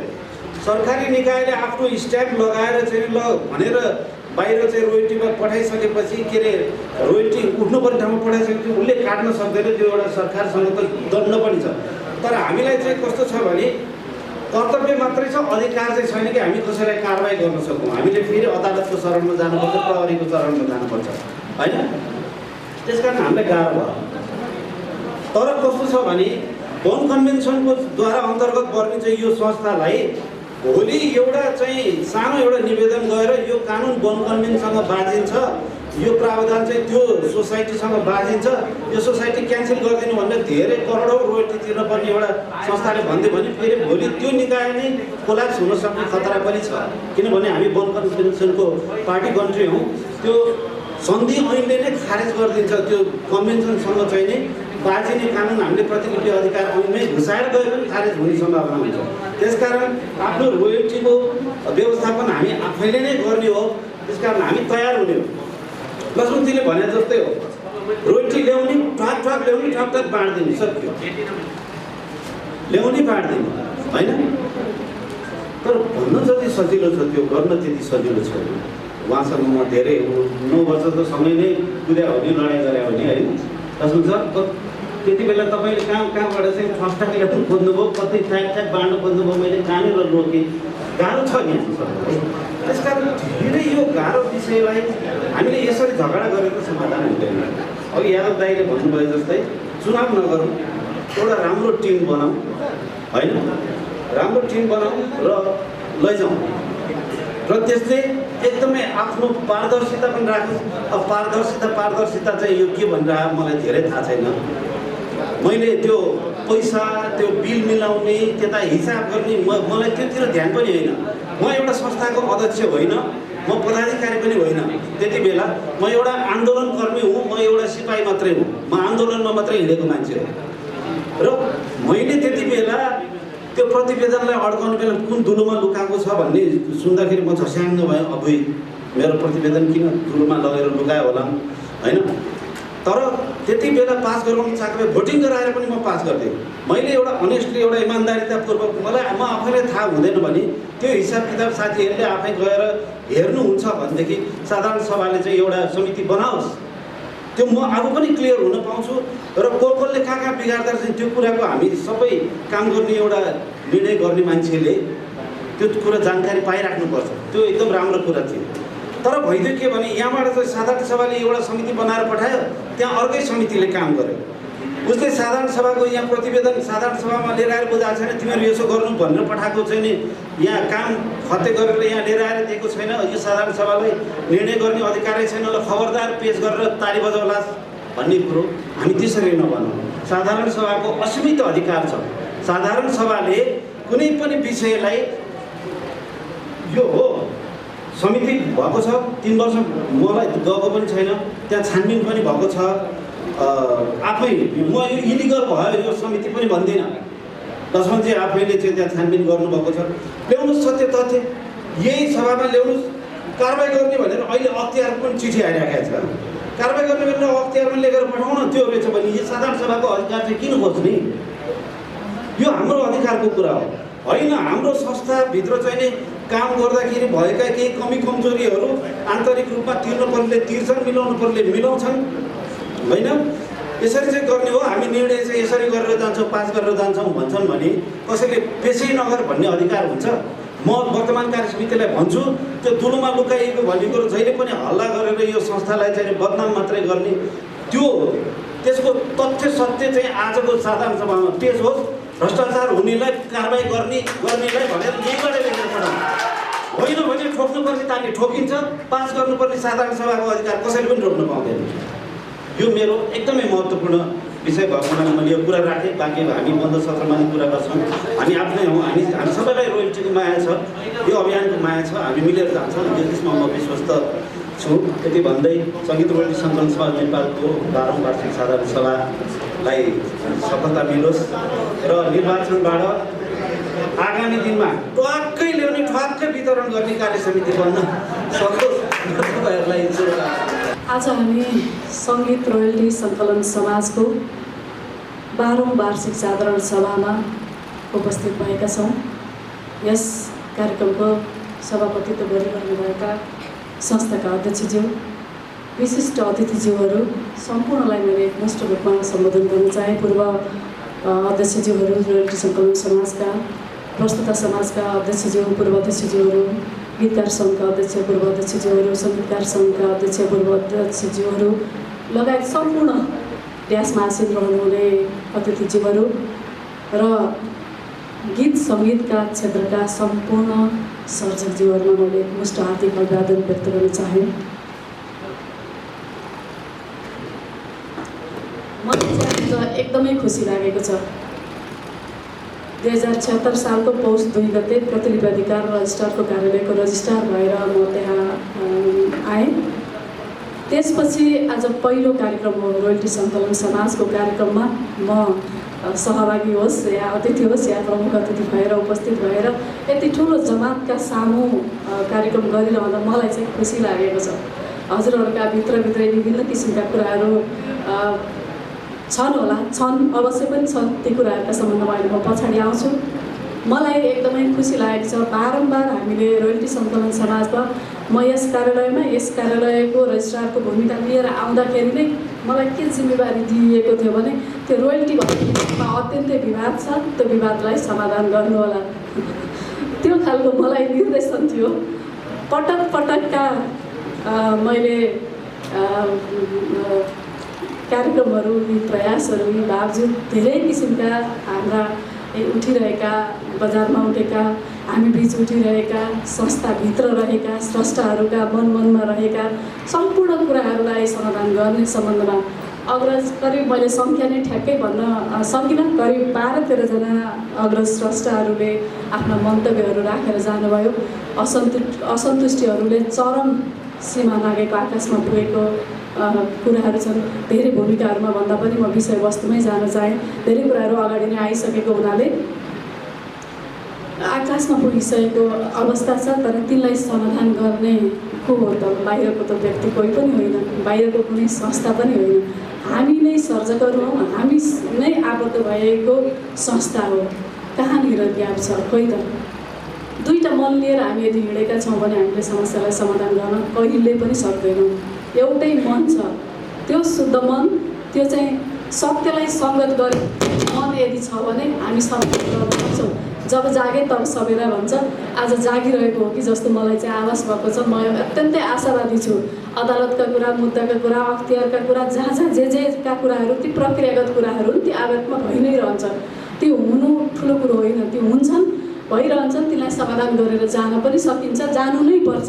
र त्यसैका लागि सायद यो आज यतिका समयपछि वार्षिक साधारण सभाको जुन प्रयास छ, भइरहेको छ, रोयल्टी सङ्कलन समाजले यतिका यो कोभिड-19 का यस्तो चाहिँ समस्याग्रस्त समयमा पनि अहिले जुन साधारण सभा भइरहेको छ, यसले पक्कै पनि घनीभूत रूपमा छलफल गरेर महासचिवका प्रतिवेदनलाई पास गरेर, त्यसपछि कोषाध्यक्षका प्रतिवेदनहरूलाई पास गरेर, चुनाव गरेर हो या आपसी सहमति गरेर हो, के कसरी जान सक्नुहुन्छ, त्यो जानका लागि यहाँहरू प्रतिबद्ध रहेर कार्य गर्नुहुनेछ भन्ने मैले आशा लिएको छु।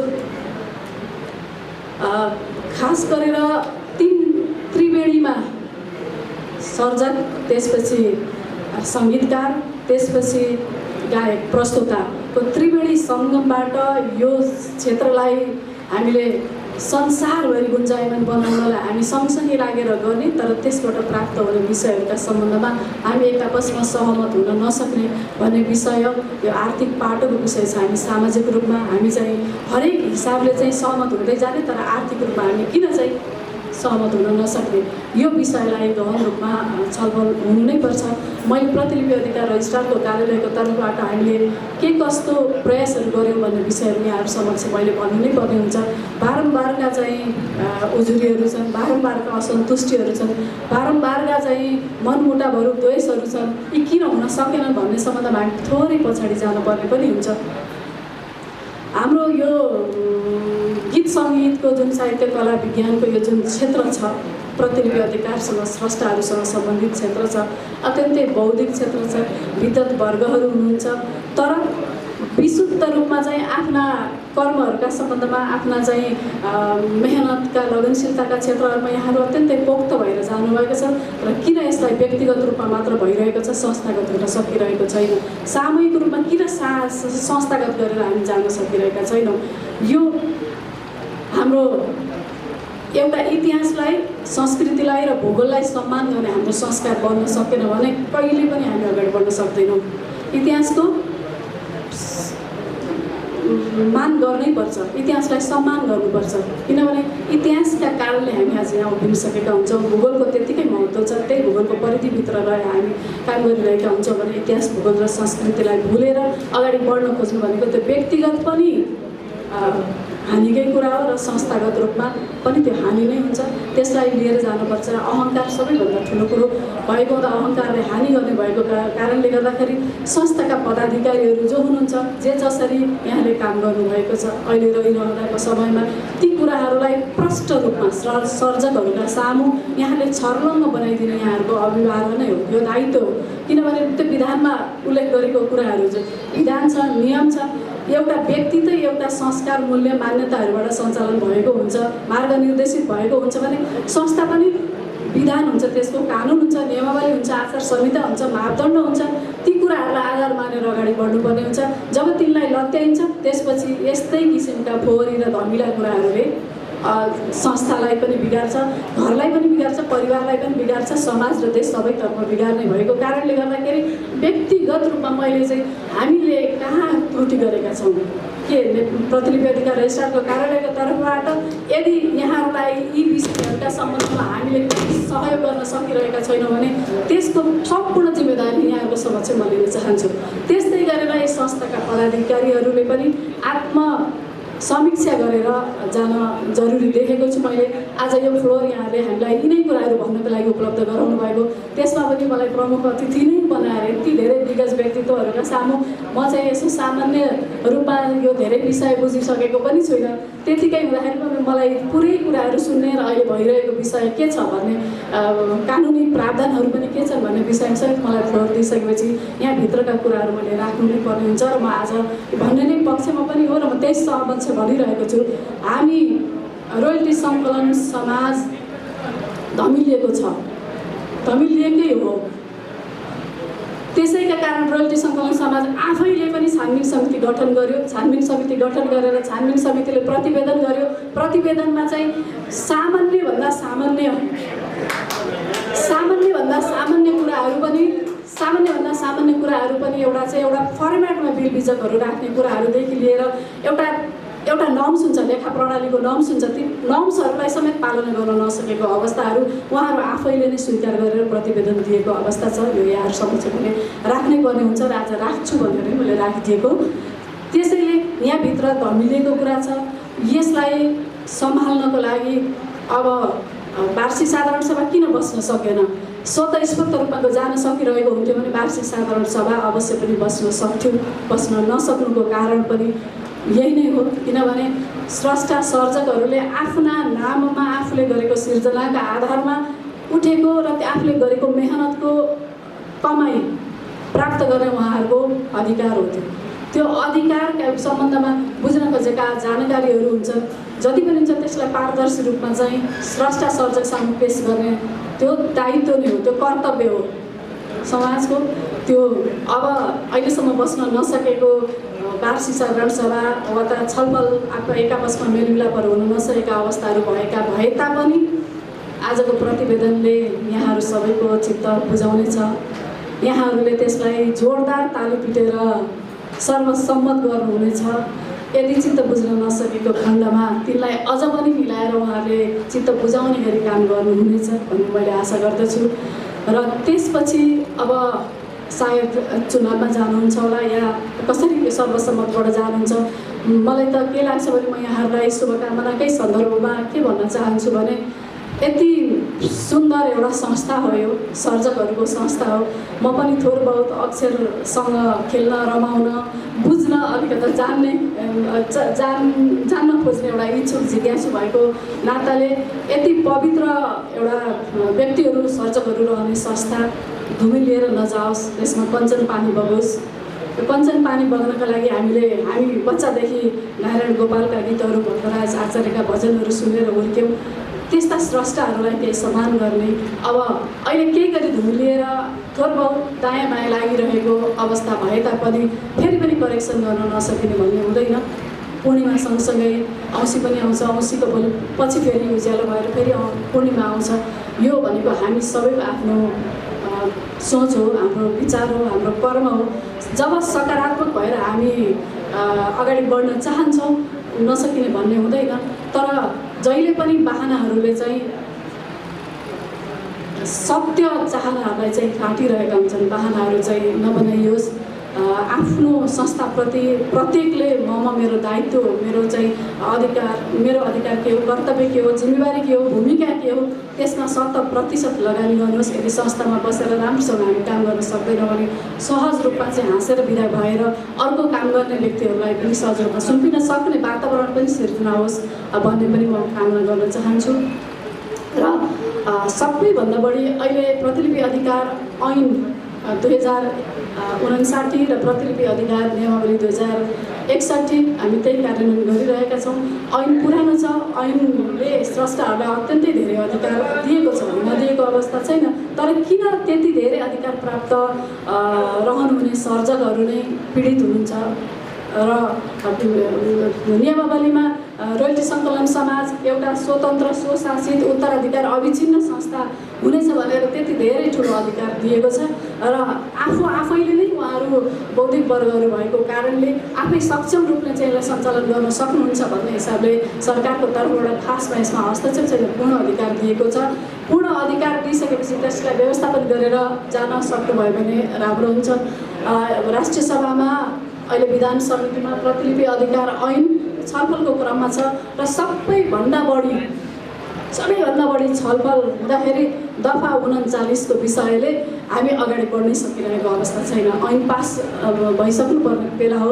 करिब 3 वर्ष संसदीय छलफलमा बसिसक्यो। पटक यिनै र यस्तै विषयहरू सायद अब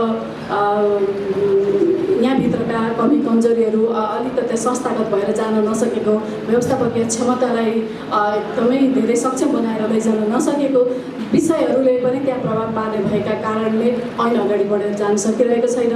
मलाई त के लाग्छ भने भइरहेको संस्था विघटन भएर जाने र फेरि छिन्न भिन्न हुने भन्दा पनि भएको संस्थालाई नै अझ मजबुत बनाएर लैजानको लागि यहाँहरू सबैको प्रयास रहोस्। त्यसको सफलताको म फेरि शुभकामना दिन चाहन्छु। र अन्तमा खास गरेर भन्ने हो भने आज कोभिड-19 का यतिका बावजुद पनि वार्षिक साधारण सभा भइरहेको छ। धेरै स्रष्टाहरूले एकदमै सक्रिय सहभागिता जनाउनु भएको छ। यो सक्रिय सहभागिताका कारणबाट पनि अब सर्वसम्मतिबाट हो या कुन प्रक्रियाहरूबाट जानुहुन्छ विधानलाई नमिचिकन यहाँहरूले जुन रोयल्टी सङ्कलन समाज जुन विधि विधान नियमबाट सञ्चालन हुने हो त्यसलाई पूर्ण रूपमा पालना गरेर सरकारी नियमलाई थिचोमिचो नगरिकन अगाडि बढेर संस्थालाई सुमधुर बनाएर लैजानका लागि फेरि पनि सम्पूर्णमा एकदमै स्वस्थ प्रतिस्पर्धा भयो भने पनि स्वस्थ प्रतिस्पर्धाका आधारमा संस्थालाई अगाडि हाँकेर जाने खालको नेतृत्व समिति वा त के कसरी आउनुहुन्छ त्यो यहाँहरूको विधि विधान अनुसार आउनका लागि र फेरि पनि नेपाल प्रतिलिपि अधिकार रजिस्ट्रारको कार्यालयमा सँगसँगै रहेर अझ मजबुत बनेर स्रष्टाका हक अधिकारहरूलाई स्थापना गर्नका लागि र साँच्चै भन्ने हो भने रोयल्टी नै वितरण गरेर मलाई पनि मेरै कार्यकालमा एक राउन्ड भए पनि स्रष्टाहरूलाई रोयल्टी वितरण गरेर जान पाए हुन्थ्यो भन्ने कता कता लागेकै हो, नलागेको होइन। बार मैले पनि प्रयास गरेको हुँ। रोयल्टी सङ्कलन समाजका अध्यक्ष यहीँ हुनुहुन्छ, प्रस्तुता समाजका अध्यक्ष पनि यहीँ हुनुहुन्छ, सङ्गीत तथा चलचित्र उत्पादक समाजका अध्यक्षहरूसँग साँच्चै भन्यो भने हप्तामै 2 चोटि 3 चोटिसम्म पनि लौ न कसरी गर्न सकिन्छ अझै मजबुत गरौँ, 3टा बिल्डिङहरूलाई एकै ठाउँमा राखौँ, कसरी हुन्छ घटाउँ, खर्चलाई घटाउँ, त्यसपछि यसको चाहिँ प्रभावकारितालाई बढाउँ। किनभने स्रष्टाहरूकै रोयल्टी उठेको रोयल्टीको 25% खर्च गरेर सञ्चालन हुने संस्था हो रोयल्टी सङ्कलन समाज भनेको। त्यसले गर्दाखेरि उहाँहरूलाई मुख्य बिन्दुमा केन्द्रबिन्दुमा राखेर जानका लागि हामी सहकार्य गरौँ भनेर पटक पटक प्रयास गरौँ र केही कामहरू हामीले अलिअलि नगरेको पनि होइन, गरेका छौँ। सहकार्य गरेर अगाडि बढिरहेकै अवस्था हो। ती कुराहरू यहाँहरू समक्ष फेरि पनि मैले निवेदन गर्दै अन्तमा स्वस्थ प्रतिस्पर्धा होस् या जे जस्तो माध्यमबाट विधि प्रक्रियाहरूबाट आए तापनि राम्रो कार्य समिति बनेर फेरि पनि सहकार्य गरेर यो स्रष्टाहरूको रोयल्टीको विवाद अब छैन भन्ने एउटा नतिजा र परिणाम निकाल्नको लागि परिणाममुखी काम गर्नको लागि आउने कार्य समितिलाई पनि म बधाई र सफल शुभकामना दिँदै आजको यस कार्यक्रमबाट म बिदा हुन चाहन्छु। सङ्गीत रोयल्टी सङ्कलन समाज नेपालको 12औं वार्षिक साधारण सभाका प्रमुख अतिथिज्यू, विशिष्ट अतिथिज्यूहरू र सम्पूर्ण यो साधारण सभालाई सम्पन्न भव्य रूपमा गर्नका लागि पाल्नुभएका सम्पूर्ण स्रष्टाज्यूहरू, आज म 5 चोटि यहाँबाट उठेर गएँ। डिएसपीले, एसपीले, एसएसपीले फोन गरे गर्नुभयो तपाईँको साधारण सभा रोक्नुहोस् भनेर। मैले 3 चोटि 4 चोटि गएर त्यहाँ कुराकानी गर्नु पर्यो। हामी साधारण सभा रोक्यौँ भनेदेखि हाम्रो संस्थाको वैधानिकतामा प्रश्न आउँछ। हामी स्रष्टा हौँ, हामीले आफ्नो एउटा मापदण्ड पुरा गरेर कार्यक्रम गर्छौँ भनेर चाहिँ भनेका छौँ। त्यस कारण यसलाई बन्द नगरिदिनुहोस् भनेर चाहिँ धेरै अनुरोध गरेको छ। सिडिओ कार्यालयमा सिडिओलाई पनि फोन गर्नुपर्ने अवस्था आयो। आज शनिबार, त्यही पनि मैले मेरो दाई मित्र हुनुहुन्थ्यो सिडिओ र उहाँलाई पनि मैले अनुमति लिएँ कालीप्रसाद बरादीसँग। त्यस्तो विषम परिस्थितिको बिचमा आज हामी साधारण सभा गर्न गइरहेका छौँ र सम्पन्न पनि हुन्छ, मलाई विश्वास छ। आदरणीय स्रष्टाज्यूहरू, धेरै स्रष्टाज्यूहरूका धेरै कुराहरू सुनियो। हामीसँग धेरै कुराहरू छन्, कति कुरा भनौँ कति कुरा नभनौँ, समय अभाव त्यत्तिकै छ, बन्द सत्र सुरु गर्नु त्यत्तिकै छ। नेपाल सरकारले यत्तिकै प्रतिलिपि अधिकार ऐन बनाएर हामीलाई दिएको होइन। नेपाल सरकारले प्रतिलिपि अधिकार ऐन 2059 बनाउँदाखेरि हाम्रो संस्था रोयल्टी सङ्कलन समाज जस्तो गठन गर्ने एउटा बर्न कन्भेन्सनमा नेपाल पनि पक्ष राष्ट्र भएको हुनाले हामीलाई अविच्छिन्न उत्तराधिकारीवाला संस्था बनाए। हामी एउटा कुरामा स्रष्टाज्यूहरू के भ्रम नहुनुहोस् भने कालान्तरमा अहिले तत्कालका लागि विभिन्न कुरा गरिएला, कालान्तरमा गएर आफ्नो खुट्टामा बन्चरो हानेर आफै नहिँडौँ। म यो 2 वर्षको कार्यकालको अन्तिम समयमा छु। म म स्रष्टाज्यूहरूलाई के भन्छु भने नेपाल सरकारले कि त एउटा कर उठाउन पाउँछ, त्योभन्दा पछाडि त हामी नै हो हाम्रो कर उठाउने, अरू कसैले पाउँदैन। नेपाल त्यस्तो अधिकार सम्पन्न संस्था स्रष्टाहरूको यो संसारभरि दिएको संस्थाहरूलाई यो अधिकार हामी लगेर फेरि अर्कालाई थुपर्ने। हामीले आर्थिक ऐनमा हाल्दैनौँ न, त्यहाँबाट एउटा शीर्षक राखेर आर्थिक ऐनमा हालेर हाम्रो स्रष्टाको रोयल्टी त देऊ भन्दा सरकार गर्न नसक्ने सरकारले हाम्रो रोयल्टी थुपुक्क उठाएर फुत्ता दिएर 5 जना सदस्य राखेर बनाइन्छ। यस्तो विश्वास गर्ने हामी यो हुनै सक्दैन। स्रष्टा स्वयं हामी 12 वर्ष कुदिसक्यौँ, 14 वर्ष कुदिसक्यौँ। 2064 सालदेखि स्रष्टाहरू कुद्नु भएको छ। कति सालसम्म कति रोयल्टी उठ्यो हामीले हिसाब गरेका छैनौँ, हेर्नु पर्दैन। स्रष्टाले गर्नुभयो, अग्रजदायहरूले गरेकै त्यही दुःखको कारणबाट आज हामी छौँ। हामीले यति दुःख गरेका छौँ, भोलि अर्को आउने नेतृत्वले अलिकति सहज ढङ्गले गर्न पाओस् भनेर हामीले तारिफ पनि खोजेको होइन। महेश खड्काको त एउटा पनि तारिफ कुनै अग्रजदायहरूले गर्नु भएन, अहिलेसम्म गर्नुभएको छ। मलाई चाहिएको पनि छ, तर मैले वास्तवमा के कति खटेर काम गरेको छु सबै स्रष्टाहरूले देख्नु नै भएको छ। मान्छेहरू तारिफको भोको हुन्छ, अलिअलि मलाई पनि चाहिन्छ क्या, कहिले दिनुहोस् तारिफ। कुदेको छु खाइ नखाइकन, धेरै वर्ष छोडेको छु कम्पोजिसनहरू, अब म गर्छु कम्पोजिसन भनेर साथीहरूलाई मैले भनिसकेको छु। अब कम्पोजिसन गर्छु फेरि। अब म सबै स्रष्टाहरूलाई सबै प्रोड्युसरहरूलाई फेसबुकमा लेख्छु भोलि गएर, अब म संस्थागत कामबाट मुक्ति पाएको छु, अब मेरो कम्पोजिसनहरू गर्ने समय छ मसँग, अब आउनुहोस् काम गर्नु। म आउँछु। फेरि समयले कुनै बेला मागेछ म त्यति बेला फेरि नेतृत्व गर भनेर कसैले भन्दा पछि हट्दिन। आज हामी सबै स्रष्टालाई मेरो के अनुरोध भने हामी स्रष्टाहरू एक आपसमा नमिलेर एक आपसले एक इगो प्रब्लमले भइरहेकै कुरा, सत्य कुरालाई नढाक्नु। भएका भ्रष्टाचार छैनन् भनेको छु मैले, जहिले पनि छैनन् भनेको छु भन्दा पनि साथीहरूले बताउनु भयो होइन यहाँनिर खडा छ। एकजना साथीले उचाल्दै सभा हलबाट कुरा, अर्को साथीले फेरि त्यसैलाई बोकेर हिँड्नु। स्रष्टाहरू भ्रष्टाचारी हुँदैनन् यार।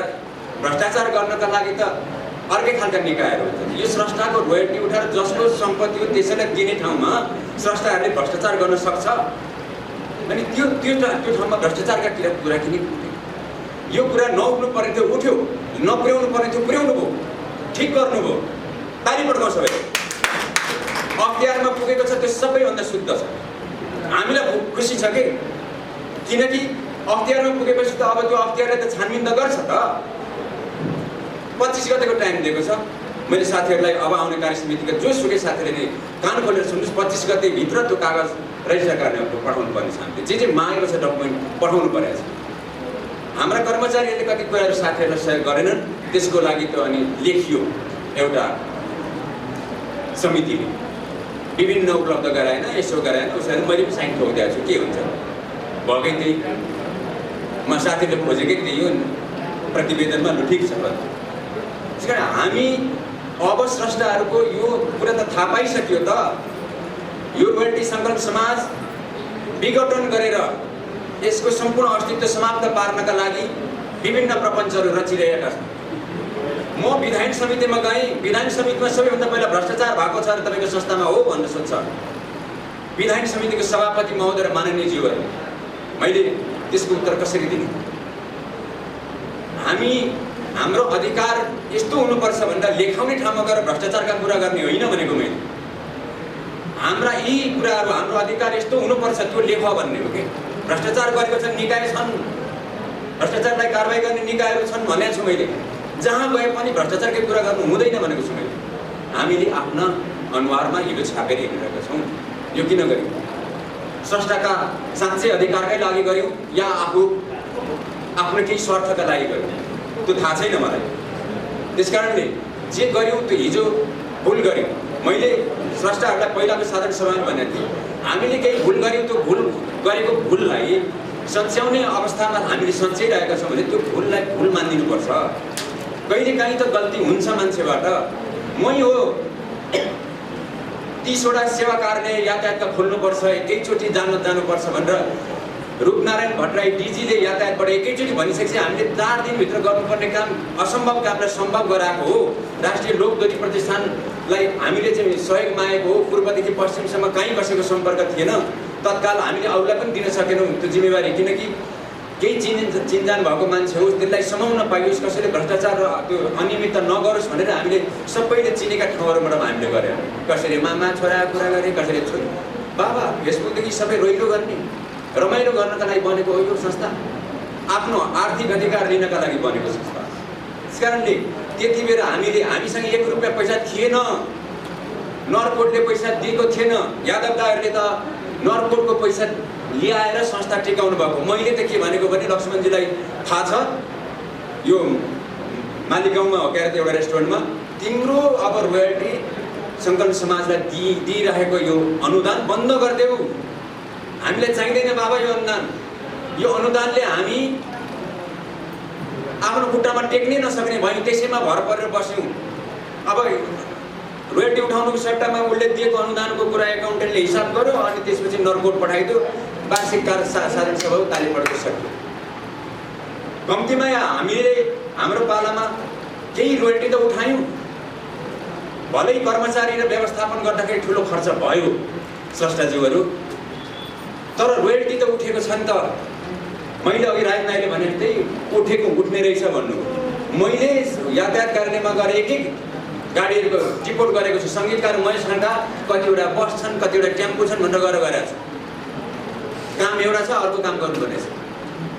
2,50,000 सार्वजनिक सवारी साधनहरूबाट हामीले वार्षिक रूपमा 2000 वर्षको 2000 1400 गरेर पनि उठाउँदा कति करोड उठ्छ त?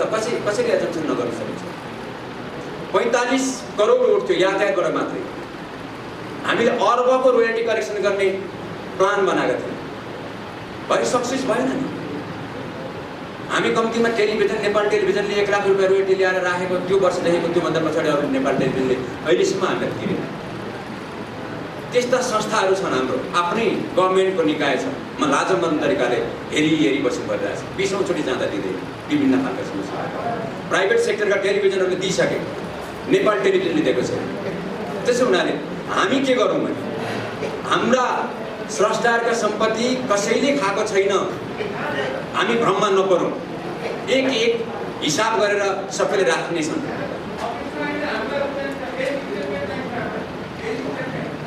सबै हामीले अहिलेसम्म होइन, तपाईँलाई ब्याङ्क स्टेटमेन्ट अहिले होइन, हाम्रो सुरुवात भएदेखि रोयल्टी सङ्कलन समाजले नबिल ब्याङ्क त्योभन्दा अघिल्लो ब्याङ्कदेखि त्यो पछिल्लो ब्याङ्कसम्म भएका कुराहरू तपाईँलाई दिन्छ होइन।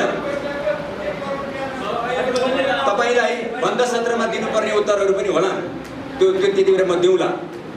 त्यसका लागि एकदम तयार तपाईँ पनि हुनुहोस्, म पनि छु। हामीले रोयल्टी सङ्कलन समाजले र अन्य स्रष्टाहरूले सबैले बुझ्नुपर्ने कुरा के हो भने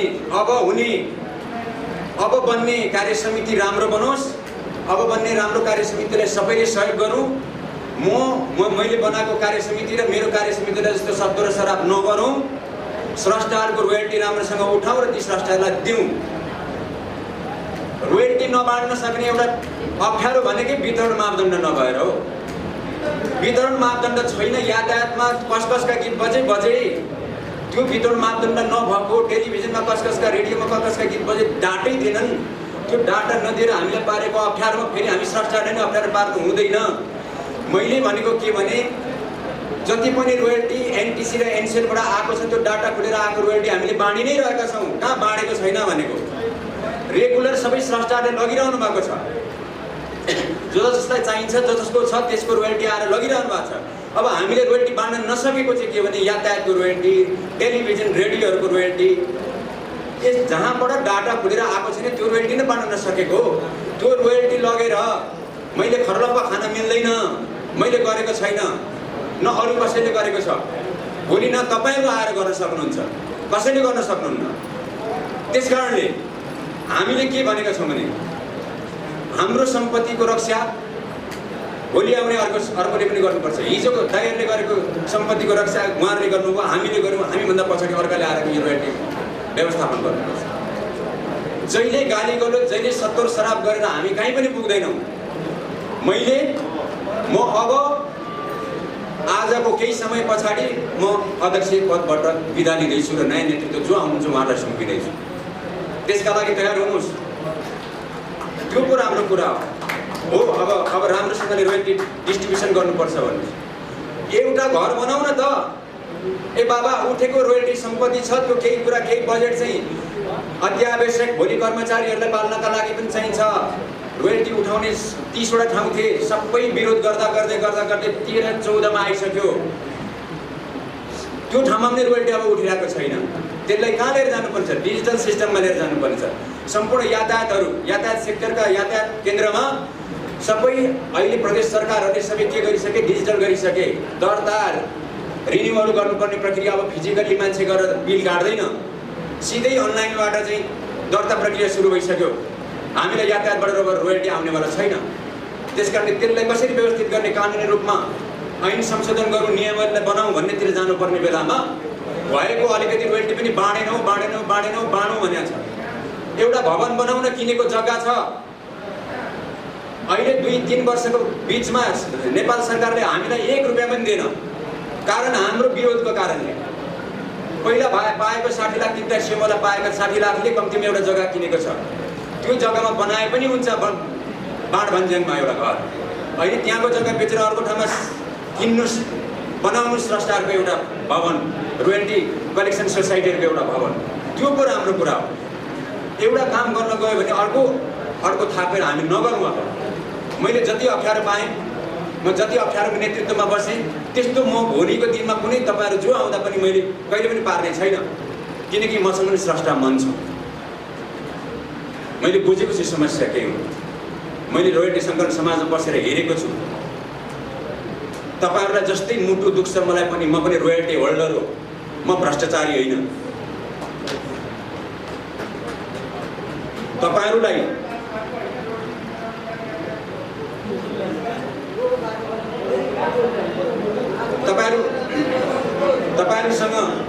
तपाईँहरूको अगाडि पछि सोध्ने कुराहरू गर्नुहोस्। त्यसकारणले तपाईँहरूलाई काम गर्ने बेलामा कहिलेकाहीँ तल माथि अगाडि पछाडि हुन्छ, सकिँदैन सबै कुराहरू व्यवस्थापन गर्न। त्यसकारणले त्यो बेलामा हामीबाट केही कमी कमजोरी भएका कुराहरू हामीले स्वीकार्यौँ। सङ्गीतकार सुरेश अधिकारी दाईको पालामा भएका केही कुराहरू हामीले फेरि सुधार्यौँ। अहिले हामीले वार्षिक बजेटदेखि लिएर सबै कुराहरू यसरी जानुपर्छ भन्यौँ। रजिस्ट्रार कार्यालयले दिएको 3 लाख रुपियाँको बजेटको बुटवलमा गरेको कार्यक्रममा त कतिजना मान्छे बसेको थियो, बिल ल्याऊ भनेर हामीले त्यस्तो खालको नाम पनि दिनु पर्यो। यी रजिस्ट्रारजी हुनुहुन्छ, नामावली को चढेको थियो, जाने गाडीको त ठिकै छ, को चढेर गएको थियो पनि नाम दिनु पर्यो। त्यसकारणले हामीले त्यो कुरा दिइरहेका छौँ। हामीले सबै कुराहरू आफ्नो ढङ्गले जे जति जान्यौँ, हाम्रो कार्यकालमा जे जति क्षमताले धान्यो। लकडाउन भयो, हामीले त्यति धेरै काम गर्न सकेनौँ। पद मात्रै ओगटेर बसियो। मलाई त्यस्तो लाग्यो कि म पद मात्रै ओगटेर बस्ने अध्यक्ष होइन, काम गर्न मन पराउने मान्छे हो। तर लकडाउनको कारणबाट मैले पद मात्रै ओगटे जस्तो लाग्यो। अहिले त्यस कारणले मैले छोड्दैछु यो पोस्ट। तपाईँहरू आउनुहोस्, नयाँ नेतृत्व आउनुहोस्, उहाँलाई हस्तान्तरण गर्ने हो। यो लासामा छुन्छ कान मेरो बुझ्दै भनिराख्नु पर्दैन। हामीले स्रष्टाजीहरू जब रोयल्टी आउँछ, रोयल्टी भनेको यत्तिकै आविष्कार भएर आउने चिज होइन, बहुत ठुलो मेहनत गर्नुपर्ने छ। हामीले ठुल्ठुला सफ्टवेयरहरू निर्माण गर्नुपर्छ, ऐन कानुनहरू निर्माण गरेर त्यसलाई बाध्यकारी अवस्था बनाउनु पर्ने अवस्था छ। रेडियोबाट आएका, टेलिभिजनबाट आएका रोयल्टीहरू पनि यथावत छन्, कहाँ गए नभन्नु, सबै कुरा बिलमा छ, अकाउन्टमा छ। तपाईँको आएको ब्याङ्क ट्रान्जेक्सनमा छ, देखिन्छ सबै कुराहरू। त्यस कारण हामीले त्यति धेरै ठुलो टाउको दुखाउनु पर्छ जस्तो मलाई लाग्दैन। र हामी यो अब अर्को बन्द सत्रको कार्यक्रमलाई पनि राम्रोसँग सुसम्पन्न गर्ने गरौँ। राजेन्द्र दाईले भने जस्तो पूर्ण सदस्यले उहाँ उठ्दाखेरि पूर्ण सदस्यले होइन, एसोसिएट सदस्यले भोट दिएर उहाँ जित्नु भएको, उहाँ अध्यक्ष हुँदाखेरि। अब हामीले मापदण्ड बनाउनु पर्ने छ। 6 महिना पछाडि सबै राख्नु दाई, सबै राख्नु। 6 महिना पछाडि यो अब नयाँ आउने कार्यसमितिले गरोस्, विधान संशोधन गर्नुपर्छ। हामी कति रुपियाँ लिने मान्छेले मात्रै त्यो यो कार्यसमितिमा आउने, 1 रुपियाँ रोयल्टी लिने चाहिँ छैन, कार्यसमितिमा अध्यक्ष हुन पुगेका छ। संसारमा यस्तो हुँदैन, संसारमा यस्तो हुँदैन। जसको बढी रोयल्टी लिने अधिकार छ त्यही मान्छे त्यो कार्यसमितिमा पुग्छ। त्यसले नेतृत्व गर्छ। यहाँ त अर्काको रोयल्टी उठाउनु छ, 1 रुपैयाँ पाउनु छैन, त्यही चाहिँ अध्यक्ष ताकेर बसिरहेछन्। यहाँ त्यो हुँदैन, जसको रोयल्टी हो त्यो लिनुपर्छ। त्यसकारणले यस्ता खालका मापदण्डहरू चेन्ज गरौँ, 6 महिना पछाडि सबै कुराहरू चेन्ज गरौँ। 6 महिना पछाडि विशेष साधारण सभा राखेर धेरै कुरा एजेन्डाहरू छन्, त्यो एजेन्डाहरूलाई राखेर एउटै मात्रै एजेन्डा छैन, धेरै एजेन्डाहरू छन्, त्यसलाई चेन्ज गरौँ, त्यसलाई विशेष साधारण सभामा लैजाउँ, स्रष्टाहरू सबैले छलफल गरेर विषयवस्तु अगाडि लैजाउँ, अनि चाहिँ राम्रो हुन्छ, सबै मापदण्ड बन्छ। अब आउने कार्यसमितिले त्यो गरोस् र मिले कुरा मिलोस्। तपाईँहरू यो बन्द सत्रलाई पनि धेरै लम्ब्याउने प्रयत्नमा नजानुहोस्। राम्रो कार्यसमितिको एउटा निर्माण गरेर चाँडोभन्दा चाँडो नयाँ कार्यसमिति बनाउन पाएर हामी हिँड्न पाए हुन्छ। र तपाईँहरूलाई उपस्थित हुनुभयो यस्तो समयमा पनि, स्रष्टाहरूको अधिकारका लागि जुन खालको समय दिनुभएको छ, सबैलाई मैले धन्यवाद ज्ञापन गर्दै यो पहिलो सत्र यही समापन भएको घोषणा गर्छु।